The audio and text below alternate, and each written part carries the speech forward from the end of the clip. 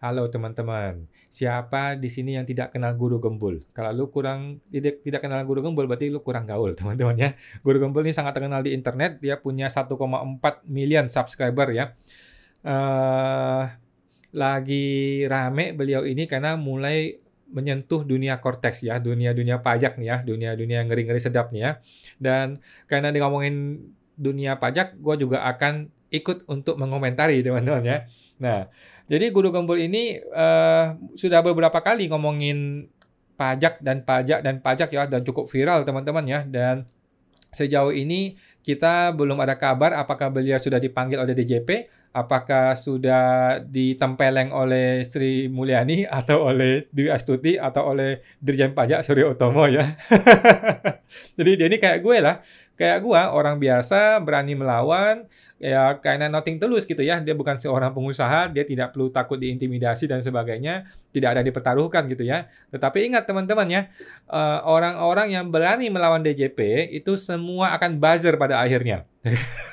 kecuali gua dan IBPI ya, karena DJP udah nggak mau ngomong sama kita ya. Kita ini udah seperti Rocky Gerungnya Jokowi gitu ya, udah nggak ada obatnya gitu. Tapi kalau Guru Gembul kita tungguin ya. Oke, gua akan bahas sekilas tentang video ini teman-teman ya. Guru Gembul ini ngebahas mengenai Cortex. Teman-teman tinggal nonton langsung di video beliau ya di Guru Gembul. Silakan ditonton dan gua akan preview sebentar aja. Oke, kita lihat. Assalamualaikum Bre, selamat datang kembali di Guru Gembul Channel. Sekarang kita akan berbicara tentang sesuatu yang sebenarnya agak-agak menakutkan dan bisa jadi ini membahayakan bagi orang-orang yang akan berbicara di sini. Karena kita sekarang akan berbicara tentang salah satu kemungkinan korupsi atau kemungkinan skandal yang berhubungan dengan pajak di Indonesia. Jadi ceritanya Baraya, kemarin lalu itu pemerintah itu bikin sebuah aplikasi yang sangat luar biasa, namanya adalah Cortax atau disebut Cortex atau Cortax, tapi Cortax seharusnya ya. Jadi itu sebenarnya adalah aplikasi yang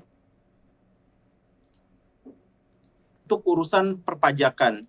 Jadi wajib pajak, kemudian para penagih pajak dan sebagainya itu bisa sangat dimudahkan dengan aplikasi itu karena semuanya numpuk di situ. Harga dari aplikasi itu adalah 1,3 triliun rupiah. Tetapi luar biasanya dalam hari-hari pertama dioperasionalkan itu langsung rusak. Kerusakan itu menghasilkan data yang tukar-menukar satu sama lain, kemudian data yang bocor, kemudian ada kesulitan-kesulitan yang sangat urgen yang dihadapi oleh wajib pajak dan lain sebagainya. Padahal ini 1,3 triliun digunakan untuk bikin aplikasi ini, tapi rusak di hari pertama dan menyebabkan kerugian yang besar. Nah, ini dicurigai korupsi ada di dalamnya. Soalnya kemarin ada aplikasi Cina itu juga menggoncang katanya ya, menggoncang Amerika Serikat, menggoncang pasar saham itu padahal ongkos biayanya itu hanya 87 miliar rupiah. Lah ini 1,3 triliun rupiah tapi malah rusak. Nah, sekarang saya berbincang dengan Ya, waktu itu kan ada kabar mengenai DeepSeek ya. DeepSeek gue juga lagi penasaran. Katanya cuma 6 juta dolar, sekitar tadi berapa sih? 70 miliar bisa menghasilkan sebuah program yang luar biasa bagus, tapi konteksnya 1,3 T. Jadinya barang sampah ya, jadinya barang busuk yang merepotkan kita semua, menyusahkan kita semua ya. Nah, jadi diduga ada indikasi korupsi, indikasi koruptor ya. Dan beliau ini luar biasa ya, Pak Guru Gembul berani banget untuk memviralkan ini semua ya, dan kita respect sama beliau ya. Mudah-mudahan tidak dijadiin buzzer sama DJP ya. Kalau dia jadi buzzer matilah kita semua ya. Dia mulai membuat kampanye-kampanye yang mendukung dan tidak objektif gitu ya. Oke. beberapa tokoh terkemuka yang diharapkan bisa menjelaskan masalah ini secara lebih paripurna. Di sini ada Pak Rinto dan Pak Ray. Beliau-beliau ini adalah dari Partai X sebagai orang yang menuntut ke KPK kemarin. Menuntut betul ya Pak ya? Melaporkan Mas, melaporkan pengaduan masyarakat. Ya, melaporkan. Melaporkan siapa? Dirjen Pajak Mas, Guru Gembul. Melaporkan Dirjen Pajak kepada KPK karena diduga ada korupsi di sana dan masalah Oke, jadi Sudah tahu, teman-teman yang sudah tahu semua ya bahwa IWPI ikut melaporkan pengaduan masyarakat kepada KPK. Semua bukti-bukti sudah terang benderang, sudah jelas, tinggal KPK mau atau tidak mau memproses ya. Kalau dia mau proses, satu gerbong itu masuk penjara. Tetapi apakah berani KPK memproses? Karena keuangan KPK juga dikendalikan oleh Sri Mulyani. Oke. Ini panjang teman-teman, ada 1 jam 36 menit ya. Teman-teman tinggal nanti nonton aja ya. Nggak bisa. Ini ada Pak Ray. Ketika misalnya tadi Mas Gembul ya, misalnya si wajib pajak A harus menagih karena dia butuh pemasukan buat perusahaannya. Ketika kemudian dia tidak bisa menagih, maka kan bisnis itu terhambat. Kalau dipaksakan menagih tanpa faktur, maka bisa kena sanksi administrasi. Nah, ini betul teman-teman ya. Pengusaha menjadi nggak bisa menagih. Kalau dia mau nagih harus ada faktur pajak, tapi dia nggak bisa bikin faktur pajak, sedangkan dia butuh tagihan, sedangkan pegawai mesti dibayar gajiannya. Jadi kacau balau, seluruh Indonesia ini kacau balau ya. Ini ada Pak Ray, kemudian ada Pak Rinto. Kok diterapkan di ini Mas, yang wajib pajak yang ini yang kecil kan lucu Mas. Harusnya kan kalau canggih yang besar dia pakai yang kortek kan gitu Mas. Iya betul. Ya, jadi yang canggih malah dikasih buat para rakyat-rakyat jelata yang katanya canggih ya. Tapi para pengusaha-pengusaha besar malah dikasih e-faktur yang lama ya. Inilah bukti bahwa e-faktur lebih canggih daripada e-cortex gitu ya. Ada Pak Rinto. Kemudian ini ada siapa? Gue juga belum kenal ya, Pak Aulia Prostiera. Kerugian keuangan negara, delik kerugian keuangan negara. Nah ini yang paling banyak dipahami oleh masyarakat kita, bahwa korupsi itu terkait dengan kerugian keuangan negara. Nah, ini ada di pasal 2 dan pasal 3 Undang-Undang Tindak Pidana Korupsi. Kalau dari apa yang disampaikan tadi, saya menyambungnya ke sini nih. Dugaan terkait dengan kerugian keuangan negara. Yang kedua itu delik suap, ketiga delik penggelapan, keempat delik pemerasan, kelima perbuatan curang, benturan kepentingan, dan gratifikasi. Nah, oke, jadi panjang ya, ada gratifikasi, pemerasan, penggelapan, korupsi, suap dan sebagainya. Ini semua butuh dianalisa oleh KPK, teman-teman ya. Kita sulit ya, kalau kita warga negara sulit. Beliau ini juga sebagai warga negara ya hanya bisa memberikan, hanya cuap-cuap aja ya, nggak bisa bertindak. Kita nggak bisa mengakses langsung ke data-data di internal DJP ya. Tetapi kalau KPK masuk seharusnya bisa ya. Cuman KPK berani apa nggak berani ya? Oke. Ingin menanyakan sesuatu berkaitan dengan laporan dan juga ingin menanyakan alat bukti tambahan yang lain. Nah, itu kapan yang mereka menjanjikan akan ditindaklanjuti, Pak? Sepengetahuan kami, mereka menyampaikan dalam waktu 30 hari ya, Pak Rinto ya. Ya, betul 30 hari. Oke, 30 hari ya teman-teman ya. KPK menjanjikan 30 hari akan memproses. Kita tunggu ya hari ke-30 apakah betul KPK akan memproses ya. Terlibat itu bisa. Dan saya meyakini kalau memang ada dugaan korupsinya, KPK nggak perlu takut. Apalagi mereka kan pimpinan baru nih. Dan mereka harus tunjukkan bahwa mereka beda dengan pimpinan kemarin di masa Firly dan kawan-kawannya. Wah, mudah-mudahan KPK berani, teman-teman. Kalau KPK berani, gua sujud kepada KPK ya, teman-teman ya. Oke, ini teman-teman tinggal nonton aja langsung ya ke langsung channelnya Guru Gembul. Beliau langsung viralkan ya Cortex dan indikasi mega korupsi Dirjen Pajak 70 juta WP berpotensi dipalak. Luar biasa, teman. Berani banget ya, berani banget Guru Gembul ya. Cuman gua wanti-wanti lagi, Guru Gembul ini channelnya beliau ini jangan sampai dibuzzerkan oleh DJP ya, karena biasanya di media sosial itu yang gede-gede ya itu akan buzzer pada akhirnya. Kalau gua nggak bisa karena gua kecil. Ya kan? Kita masih ingat teman-teman ya, IKPI, kita masih ingat teman-teman ya, kemarin bulan Desember IKPI membuat berbagai berita-berita yang menyerang Cortex. Begitu Januari dia serang Cortex ya, mengkritik, semakin pedas, akhirnya tak terbendung. Dipanggil oleh Dirjen Pajak, akhirnya dapat proyek yang namanya apa ya? Tax Center kalau nggak salah ya.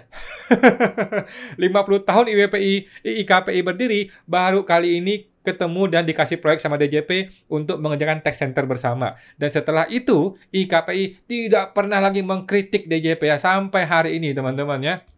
Nah, kira-kira apakah Guru Gembul akan kena virus yang sama, yaitu virus buzzer teman-teman ya. Ayo teman-teman menebak teman-teman ya, kita tebak-tebakan ya. Apakah Guru Gembul akan buzzer pada akhirnya? Silakan dikomentari, mudah-mudahan tidak, gua ya berharap sekali ya. Oke.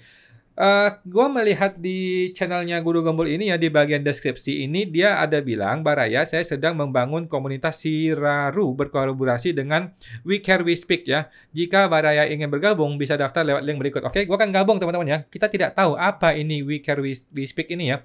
Ada undangan kajian seminar ke Pak Hanin, endorsement ke Pak Ibu Gani. Oke, ini beliau punya manajer ya. Oke, gue klik aja ke sini ya, gabung WCWS. Gue juga nggak gitu paham, tapi coba kita bergabung teman-teman ya, karena gue percaya sama beliau ya, percaya sama Guru Gembul. Dia bukan pelaku pinjol ya, jadi data Anda tidak akan jadi pinjol lah ya.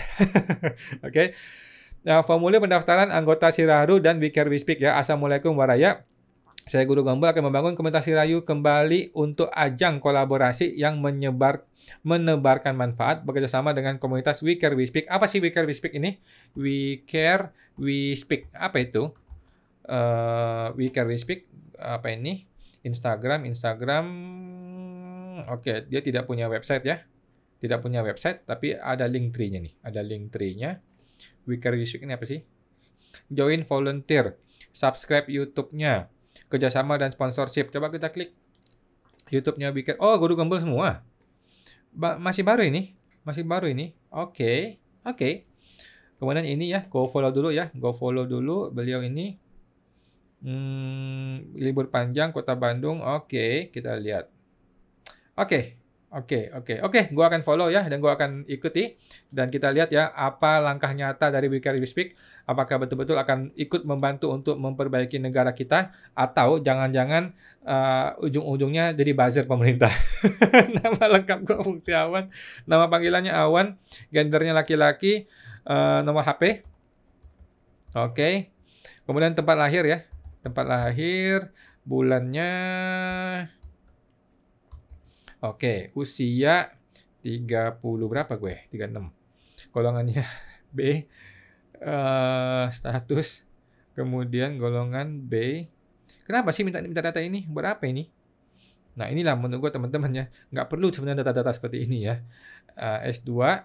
S2 jurusan akuntansi pajak, nama instansi pemerintah, terakhir adalah Univ Trisakti.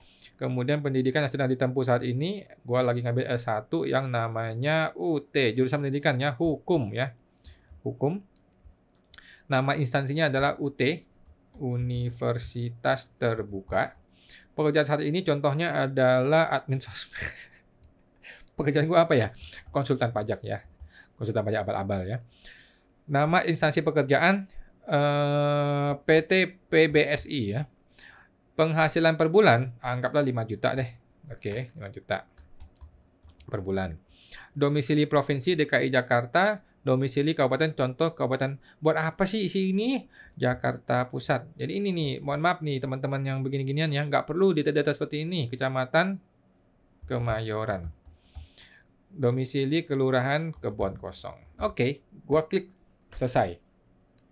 Mana? Ada yang required, ada yang salah. Mana dia? Oh, akun Instagram. Lanjut ya. Bidang keahlian Anda apa? Bidang keahlian adalah pendidikan dan pelatihan. Sebutkan spesifik keahlian Anda. Oke. Pelatih konsultan pajak. Wih, keren. Minat dan hobi Anda adalah volley ya. Main volley dan badminton. Gue lagi senang main volley nih. Link akun Instagram. Apa Instagram gue ya? Instagram gue Pajak Smart. Oke, ini dia linknya. Ini dia. Oke, submit.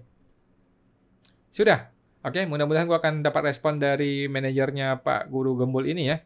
Jadi kita sangat respect ya sama beliau ini. Mudah-mudahan beliau sehat-sehat terus dan terus menyuarakan keadilan dan terus berani untuk mengkritik para oknum-oknum pejabat ya, bukan cuma mengkritik saja, tetapi betul-betul memberikan sumbangsi, betul-betul berani untuk melawan apabila nanti mulai dikriminalisasi oleh DJP gitu teman-teman ya. Jangan sampai Guru Gembul dipanggil DJP kemudian dapat proyek tech center berbalik arah, balik kanan, dan berubah konsep dari yang awalnya berani mengkritik, sekarang malah menjadi buzzer pemerintah ya. Mudah-mudahan beliau tidak seperti itu, tapi gua percaya dengan beliau. Beliau walaupun orang sederhana ya, tetapi punya otak, dan beliau ini berani untuk menunjukkan standing point beliau, dan kita sangat respect ya teman-teman ya. Kita akan ikuti terus Guru Gembul, dan kita akan ikuti komunitasnya, dan mudah-mudahan kita bersama bisa membuat Indonesia menjadi lebih baik ya. Sampai jumpa teman-teman, semoga terbantu.